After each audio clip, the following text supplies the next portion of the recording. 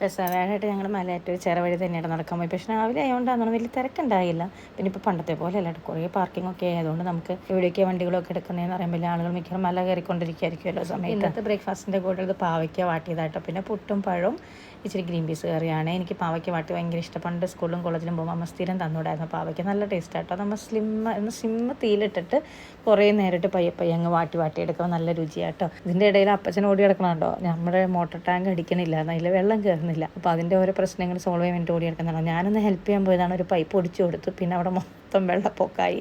പിന്നെ ആരൊക്കെയോ എന്തൊക്കെയോ ചെയ്തിട്ടാണ് ഫിക്സ് ചെയ്ത്. കുറേ സമയം എടുത്തിട്ടോ നമ്മുടെ വെള്ളം ശരിയാക്കാൻ വേണ്ടിയിട്ട്. അയർലൻഡിൽ വെച്ചാൽ ഞാൻ ചായ ഇട്ടത്ര ശരിയാവാറില്ല കേട്ടോ. അപ്പോൾ ചായ തന്നെയാണ് ഇവിടെയും ചായ ഇട്ട് തരണേ. പിന്നെ ഉച്ചത്തേക്ക് നമ്മൾ പെസയാണെങ്കിലും അങ്ങനെ നോൺ വെജ് കഴിക്കാതിരിക്കുക അങ്ങനത്തെ രീതി ഇവിടെ നമ്മൾ നാട്ടിൽ നിന്ന് മാറുന്ന പിന്നെ തൊട്ടില്ല കേട്ടോ. അപ്പോൾ ഉച്ചയ്ക്ക് മീൻകറിയും വയ്ക്കാമെന്ന് പറഞ്ഞുകൊണ്ട് കേര മീൻ വാങ്ങിച്ചത് അപ്പച്ചൻ. അപ്പോൾ അത് നന്നായിട്ട് വറ്റിച്ചെടുത്തു. ഞാൻ വെച്ചുകൊണ്ടാണെന്ന് പറയണതല്ല, നല്ല രുചിയായിരുന്നു കേട്ടോ. നല്ല പുളിയൊക്കെ പിടിച്ച് അതിൽ രണ്ടെണ്ണത്ത് വറുത്തു. പിന്നെ ബീൻസ്, നാടൻ ബീൻസ് തോരൻ വെച്ച്. പെസയായിട്ട് വലിയമിച്ചാണ് അവിടെ പാലുണ്ടാക്കാന്ന് പറഞ്ഞാൽ അപ്പമൊക്കെ നമ്മൾ വാങ്ങുമായിരുന്നേ. അങ്ങനെ പെസയുടെ പാലും അപ്പം കൂടി എല്ലാവരും കൂടെ പ്രാർത്ഥിച്ച് കഴിച്ചു. വലിയമിച്ചൂടെ കഴിച്ചു. അത് കഴിഞ്ഞ് പിന്നെ ഞങ്ങൾ മറ്റൊരുക്ക് പോയി എൻ്റെ വീട്ടിലേക്ക് ഇപ്പോൾ അവിടെ ചെന്ന് അപ്പോൾ അപ്പനമ്മയും പാലും അപ്പമൊക്കെ ഉണ്ടാക്കിയിട്ട് നോക്കിയിരിക്കുകയായിരുന്നു കേട്ടോ. അപ്പോൾ ഞങ്ങൾ അവിടെ ചെന്ന് പാലിപ്പോൾ കഴിച്ച് കുറച്ച് നേരമൊക്കെ വർത്താനം പറഞ്ഞിരുന്ന്. ഞങ്ങളുടെ ഇടയ്ക്ക് വറുത്ത അപ്പാട്ട, ചുട്ട അപ്പാട്ട, അത് തേങ്ങയും ഉള്ളിയൊക്കെ കുറേ വറുത്തെടുക്കും.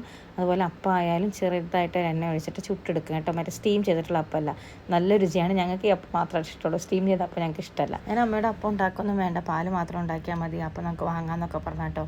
പക്ഷേ അവർക്ക് ഓരോ രീതികളുണ്ടല്ലോ, ആ രീതി തന്നെ ഉണ്ടാക്കിയാലല്ലേ ഒരു സമാധാനം. പ്രത്യേകിച്ച് നമ്മൾ വന്നേക്കാൻ കൂടിയല്ലേ. അപ്പോൾ അമ്മ ഉണ്ടാക്കിയ അപ്പമൊക്കെ നല്ല രുചിയായിരുന്നു. അതേ നാളെ ദുഃഖവെള്ളിയാഴ്ച ചാൻ എടുക്കാനുള്ള മുണ്ട് തേച്ച് അലക്കി തേച്ച് സ്റ്റിഫാൻ ഷൈനോ കഞ്ഞോളൊക്കെ മുക്കി തന്നു വിടുന്ന കേട്ടോ. അത്